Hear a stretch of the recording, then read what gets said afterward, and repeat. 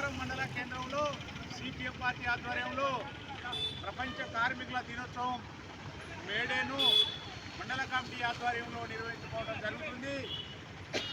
ముఖ్యంగా మేడేకున్నటువంటి ప్రాధాన్యత ఈ ప్రపంచంలో దోపిడీ చేసే వర్గం ఒకటి, దోపిడీ గురయ్యే వర్గం ఒకటి, పెట్టుబడిదారులకు వ్యతిరేకంగా జరిగినటువంటి కార్మికుల పోరాటం, కష్టజీవుల పోరాటం, ఇలా 18 గంటల పని దినానికి వ్యతిరేకంగా జరుగుతున్న పోరాటంలో విజయం సాధించిండ్రు. 138 సంవత్సరాల కిందట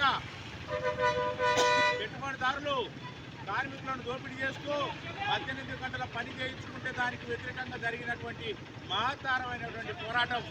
అమెరికా దేశంలో చికాగో నగరంలో జరిగినటువంటి ఈ పోరాటం ప్రపంచవ్యాప్తంగా విస్తరించి పెట్టుబడిదారులను గడగడలకు ఆడించినటువంటి చరిత్ర ఇవాళ కార్మికులకు ఉన్నది.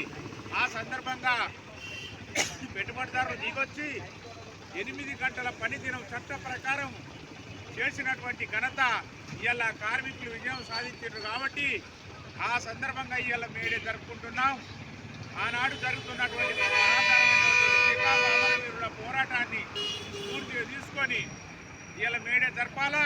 ఇవాళ మతోన్మాదానికి వ్యతిరేకంగా, పెట్టుబడిదారు విధానానికి వ్యతిరేకంగా ఇలా కేంద్ర ప్రభుత్వం చేస్తున్నటువంటి, బీజేపీ ప్రభుత్వం చేస్తున్నటువంటి మతోన్మాదం వ్యతిరేక విధానాలను నిరసిస్తూ